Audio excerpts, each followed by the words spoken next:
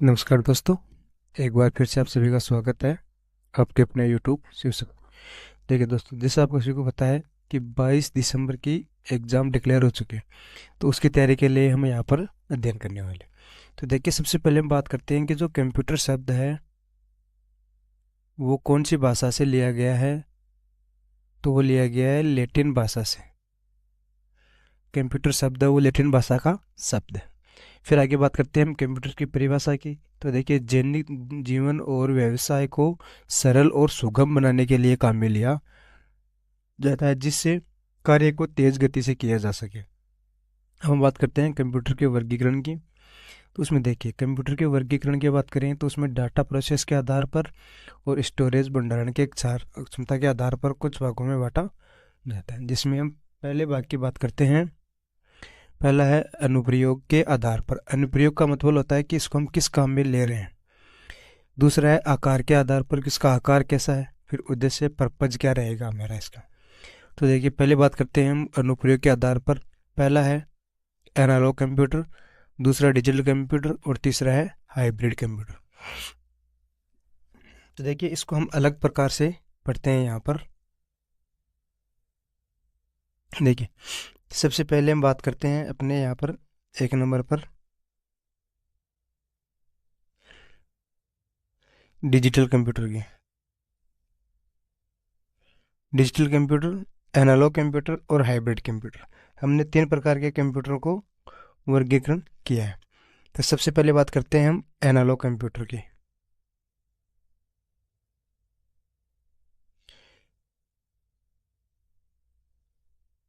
Analogue computer की, तो देखिए, एनालॉग कंप्यूटर की बात करें हम, तो यहाँ पर जो अपना एनालॉग कंप्यूटर रहेगा वो रहेगा 0 और 1 पे आधारित। 0 और 1 पर आधारित रहता है एनालॉग कंप्यूटर।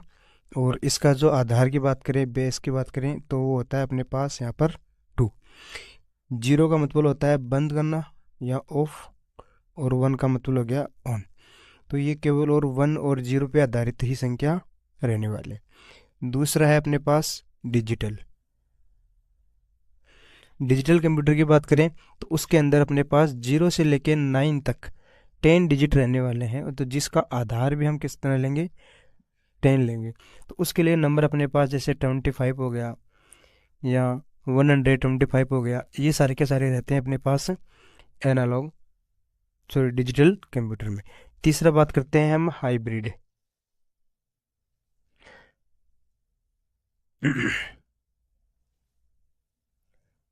हाइब्रिड कंप्यूटर वो कंप्यूटर होते हैं जो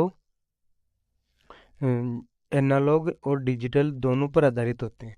यानी कि उसके अंदर हम कमांड भी डालेंगे और ग्राफिक भी काम करेंगे।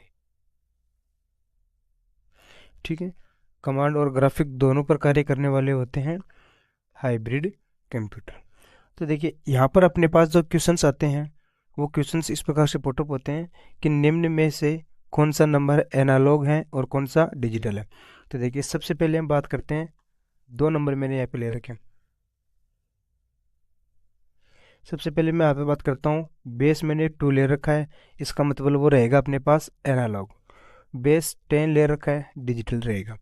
लेकिन एनालॉग में अपने पास नंबर रहेंगे 1 और 0 से संबंधित, और डिजिटल में रहेंगे अपने पास 1 0 से लेके 9 8 10, इस प्रकार से नंबर रहेंगे।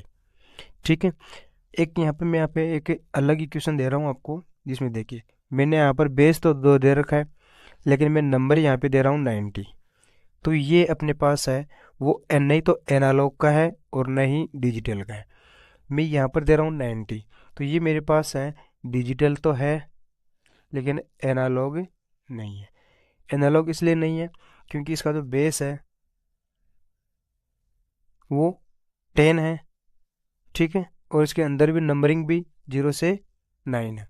यहाँ पर बेस तो 2 है, एनालॉग हो सकता है, लेकिन यहाँ पे जो नंबर है ना वो 0 और 1 से संबंधित नहीं है। इसलिए जो 0 और 1 से संबंधित नंबर रहते हैं उनमें हम बात करें तो जहाँ पर बेस तो 2 होगा लेकिन नंबरिंग भी 0 और 1 से संबंधित होगी, वो होता है अपने पास एनालॉग कंप्यूटर से संबंधित। और जो 1 0 से लेके 10 9 तक रहता है और बेस भी 10 रहता है, वो दो नंबर का प्रकार है वह है अपने पास आकार के आधार पर।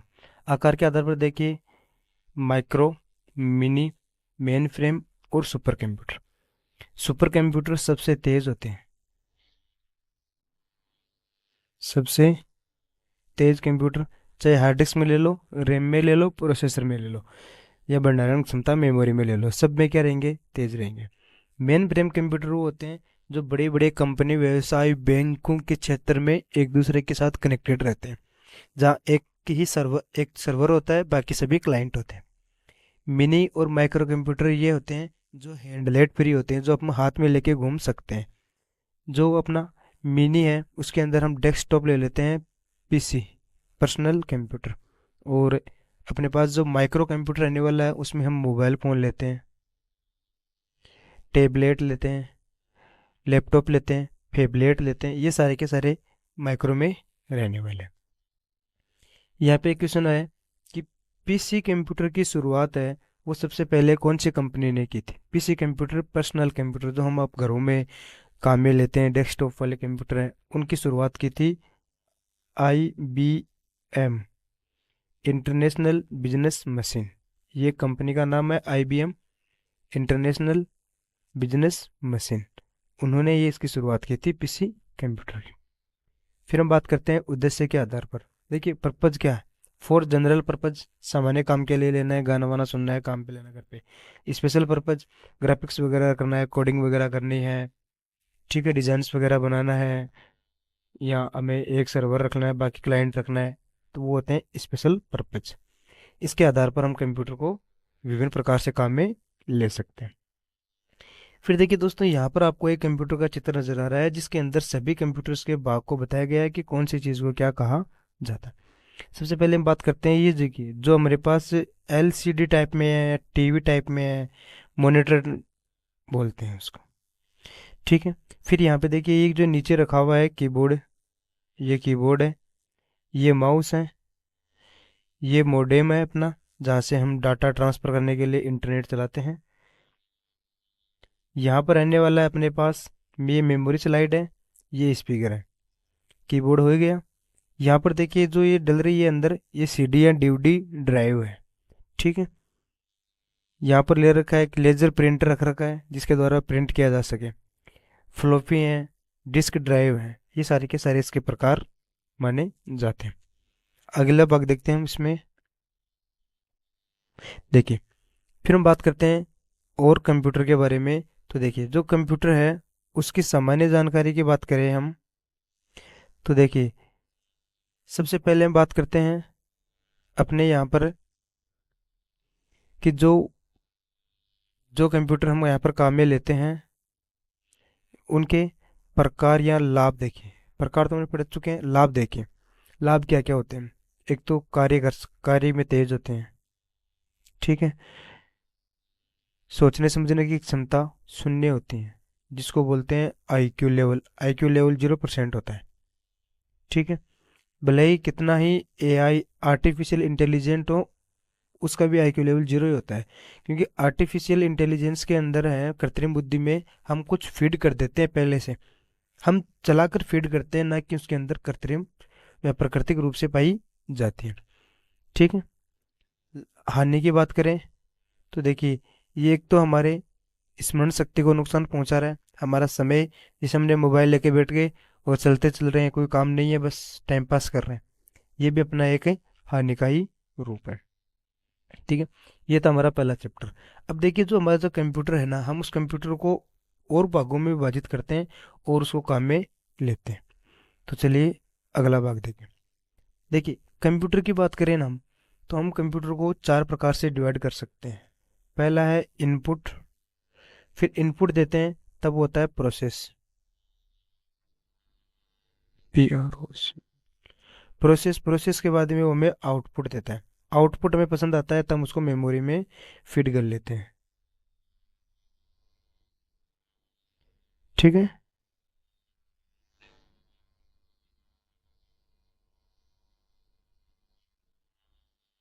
मेमोरी में हम उसको फीड कर लेते हैं। तो ये जो चार हैं, ये चारों हम इसमें पढ़ने वाले हैं, और चारों में सबसे इम्पोर्टेंट है, इनपुट भी इम्पोर्टेंट है, प्रोसेस भी इम्पोर्टेंट है, चारों ही इम्पोर्टेंट रहने वाले हैं। तो चलिए शुरुआत करते हैं। सबसे पहले हम इनपुट डिवाइस के बारे में पढ़ेंगे। देखिए, इनपुट डिवाइस की बात करें, इनपुट यानी कि हम यहाँ पर डाटा को इनपुट कर रहे हैं, जिनको हम हिंदी में कच्चे तथ्य बोलते हैं। यानी कि ये नॉर्मल तौर पे कच्चे तथ्य मतलब कच्चा माल होता है जो हम कंप्यूटर को निर्देश देते हैं। उनमें हमें सबसे पहले मेरे पास है कीबोर्ड। देखिए, कीबोर्ड में क्या होता है, सबसे पहले हम बात करते हैं। देखो, कीबोर्ड दिखने में अपने पास इस प्रकार का एक कीबोर्ड होता है, जिसके अंदर 104 कीज होती हैं। अब वो 104 कीज का अलग अलग प्रकार है, अलग अलग यूज है, किस प्रकार से हम उसको काम में लेते हैं और क्या काम में लेते हैं। देखिए, अल्फ़ाबेट कीज की बात करें हम, तो सबसे पहले बात करूँ मैं अल्फ़ाबेट की। अल्फ़ाबेट की कितनी होती हैं? 26 होती हैं, A to Z।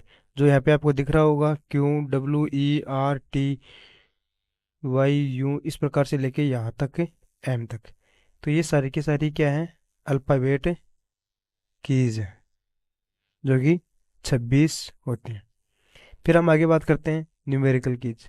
Alphabet keys के ऊपर न्यूमेरिकल कीज होती हैं, जो 1 से लेके 0 तक होती हैं, 10 कीज होती हैं। उसके ऊपर होती है फंक्शन कीज।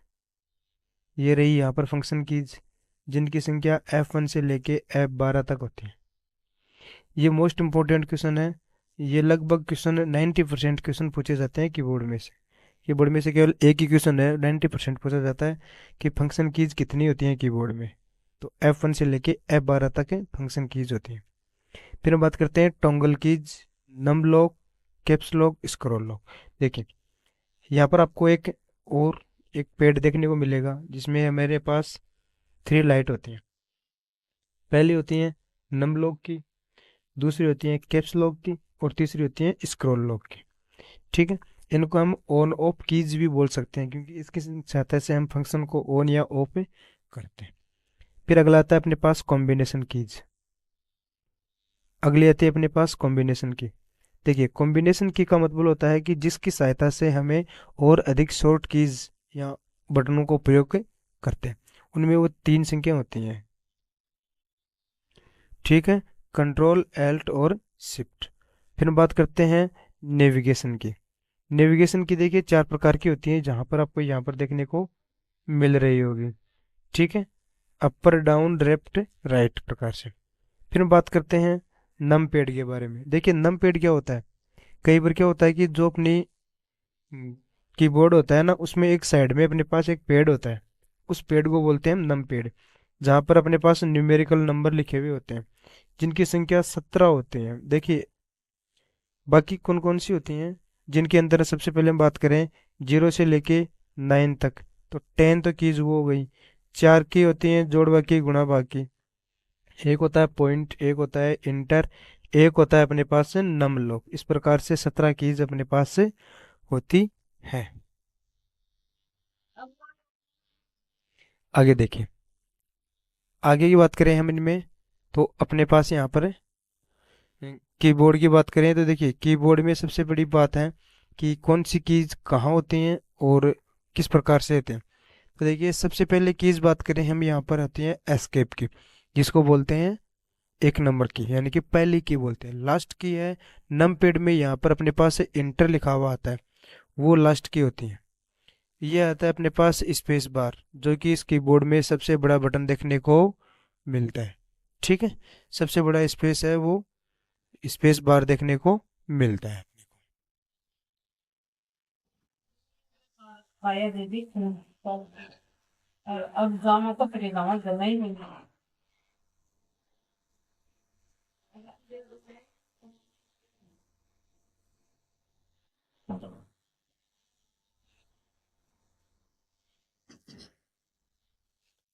देखिए, आगे हम बात करते हैं अब अपने पास सेकंड नंबर की के बारे में, यानी कि सेकंड नंबर का इनपुट डिवाइस कौन सी है। देखिए, आगे हमारे पास आया हुआ है माउस। देखिए, माउस की बात करें, तो माउस एक पॉइंटिंग डिवाइस है, जो कि ग्राफिक यूजर इंटरफेस पे आधारित है। यानी कि हमें आइकन दिखाई देगा, उस आइकन पे हम माउस को टैप करके उसको काम में लेंगे। फिर हम बात करते हैं कि माउस सामान्यतः 2 प्रकार के होते हैं। जिसके अंदर अपने पास पहला माउस है अपने पास ट्रैक बॉल माउस और दूसरा है optical mouse. Track ball mouse में क्या होता था कि यहाँ पर अपने पास देखो जैसे ये रहा, यहाँ पर अपने पास एक बॉल नज़र आ रही है, हमें उस बॉल को ही घुमाना होता है जिससे माउस का कर्सर है वो घूमता रहता है। ऑप्टिकल में ऐसा नहीं है। ऑप्टिकल में क्या हुआ कि यहाँ पर है ना नीचे ऑप्टिकल के अंदर एक लाइट लेजर लाइट लग गई, लेजर लाइट का निर्माण हो गया जिसकी सहायता से ऑप्टिकल अब यहाँ पर जो ट्रैक बॉल के लिए जो ड्रम या कांच की गोली काम में ली जाती है वो उठा दी गई। अब बात करते हैं कि ऑप्टिकल माउस है वो दो प्रकार के होते हैं। पहला होता है एक तो या वायर वाला एक वायरलेस वाला, ठीक है। अब देखो माउस के बारे में बात करें तो माउस में सामान्यतः दो बटन होते हैं, जिसमें पहला बटन होता है राइट बटन, दूसरा लेफ्ट बटन। राइट बटन क्या करता है, किसी भी फाइल और फोल्डर की प्रॉपर्टी को चेक करने के लिए काम में लिया जाता है कि इसका क्या नाम है, क्या फंक्शन है, कितनी एमबी का है, जीबी का है, इसकी लोकेशन कहाँ है। इस प्रकार की प्रॉपर्टीज़ को हम जैसे किसी फाइल को डिलीट करना है, कॉपी करना है, कट कट करना है, पेस्ट करना है, सेंड करना है, सारे के सारे राइट बटन से काम में। लेफ्ट बटन से तो केवल और केवल हम किसी भी फाइल और फोल्डर को सेलेक्ट करने का काम करते हैं। बस एक बार क्लिक करेंगे तो वो लेफ्ट बटन से करेंगे वो सेलेक्ट हो जाएगा। फिर बात करते हैं कि माउस में एक स्क्रॉल बटन भी होता है जिसकी सहायता से किसी भी पेज को ऊपर या नीचे करने के लिए हम उसको काम में लेते हैं। ठीक है दोस्तों, देखिए दोस्तों ध्यान में रखना 22 दिसंबर की आपकी एग्ज़ाम है, ठीक है। इस बार 22 दिसंबर की एग्ज़ाम है और उस एग्ज़ाम में आपको ये इंपॉर्टेंट क्वेश्चंस देखने को मिल सकते हैं। हम यहाँ पर शॉर्ट चीज़ें को पढ़ने में ज़्यादा ध्यान लगा रहे हैं कि हम ज़्यादा से ज़्यादा चीज़ें पढ़ें लेकिन शॉर्ट टाइम में पढ़ें। आगे देखिए, अगला बात करें हम अपने पास है टच पैड जो कि लैपटॉप में देखने को मिलती हैं। जॉयस्टिक ये गेमिंग डिवाइस है। देखिए बचपन में हमने गेम खेला है जिसके अंदर स्टिक को आगे करने पे आगे, पीछे करने पे पीछे, दाएं पे दाएं और बाएं पे बाएं काम करती है, ठीक है। ये सारी के सारी जॉयस्टिक पे आधारित होती है जो कि गेम खेलने के लिए काम में ली जाते हैं। स्कैनर, ये स्कैनर अभी आपको देखने को मिल जाएगा जब आप कोई भी ऑनलाइन फॉर्म में भरवाते हैं और उसके अंदर अपनी फ़ोटो, साइन, डॉक्यूमेंट इनको स्कैन करवाते हैं ना, तब आपको ये देखने को मशीन मिलेगी। इसकी बात करें तो ये एक मुद्रित पृष्ठ या ग्राफिक डिजिटलीकरण है जो कि प्रिंट किए हुए डाटा को डिजिटली स्टोर करती है। यानी कि मैं कहूँ कि हार्ड जो कॉपी होती है ना, उस हार्ड कॉपी को ये सॉफ्ट कॉपी में बनाने का काम करती है। फिर अगला आता है मिडी। देखिए मिडी एक म्यूजिकल इंस्ट्रूमेंट है, ठीक है, जिसके द्वारा हम यहाँ पर संगीत का वादन करते हैं। हम पुराने ज़माने में देखते हैं एक पेटी बाजा नाम से हम पढ़ते थे, पेटी बाजा पेटी के तौर पे आता था, उस बजाने के लिए काम में लिया जाता था, वो पेटी बाजा होता था। आजकल उसका नाम हो गया है मिडी। इसके अंदर एक से अधिक काम होते हैं। यहाँ पर ये आवाज़ की हैं, ये अलग अलग साउंड निकालने के लिए हैं। यहाँ पर भी हम आवाज़ को कंट्रोल करते हैं, ठीक है। क्वेश्चन ये नहीं है, क्वेश्चन ये है कि जो मिडी है उसकी फुल फॉर्म बहुत बार पूछी जा चुकी है। जो मिडी की फुल फॉर्म है वो है musical instrument digital interface. Musical instrument तो है लेकिन कैसा इंटरफेस है ये, डिजिटली। तो ये हो गया म्यूजिकल इंस्ट्रूमेंट डिजिटल इंटरफेस। आगे देखिए, आगे है MICR।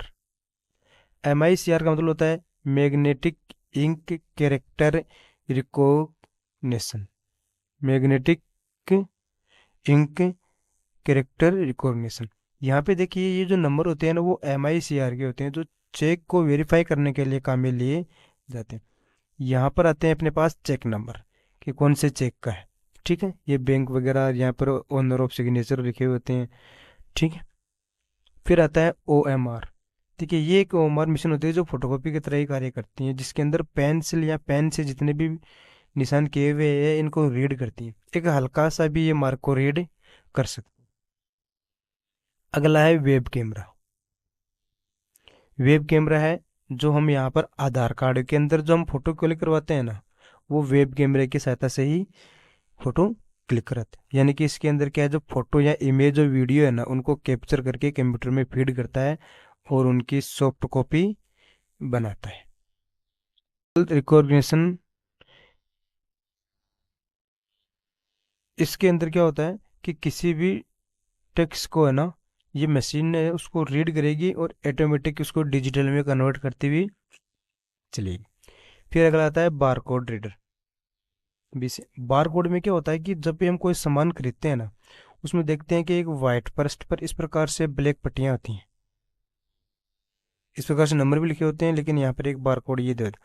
इस बारकोड को वो रीड करता है और ये बताता है कि इसकी जो पैकेजिंग है, परचेजिंग है, मैन्युफैक्चरिंग है, ये कहाँ की है, क्या है, किसमें क्या मिला हुआ है, किसके ऊपर आधारित है, ये सारी की सारी जानकारी इसमें देती है।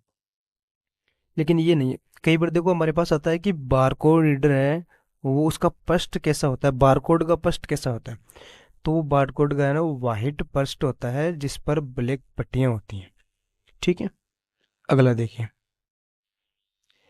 आगे है, हम यहाँ पर बात करते हैं, और अपने पास देखिए इनपुट और कौन कौन से हो सकते हैं।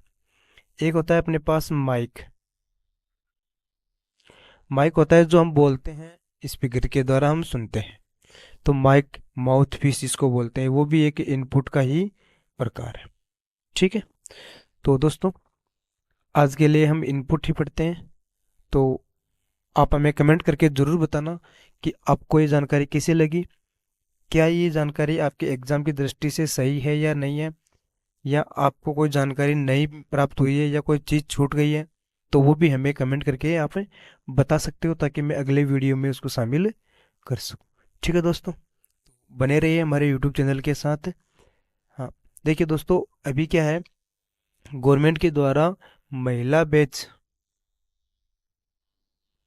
शामिल किए चालू किया गया है, जिसके अंदर 10th से लेकर, कम से कम क्वालिफिकेशन 10th है और अधिक से अधिक कितने भी हो सकते हैं, जैसे एमए बीएड पीएचडी वगैरह हो गई, तो उनके लिए है फ्री आरकेसीएल, जिसमें महिला की एज या बालिका की एज होनी चाहिए 16 से 40 साल तक।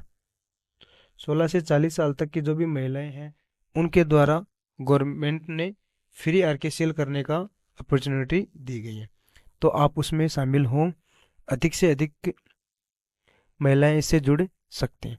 आप हमें कॉल भी कर सकते हैं, मेरे कॉन्टैक्ट नंबर हैं 9413151384, या आप हमारे ऑफिस विजिट कर सकते हैं, शिव शक्ति कंप्यूटर सेंटर सांगरवा में है। ठीक है, Shri Shyam market bus stand Sangarwa में, आप वहाँ आ जाएं। अगर नहीं मिलता तो मेरे को कॉल करें, आपको एड्रेस और बता दिया जाएगा। तो ठीक है दोस्तों, अधिक से अधिक को ये बात बताएं ताकि एडमिशन लें और गवर्नमेंट की योजना का लाभ ले सकें। धन्यवाद दोस्तों।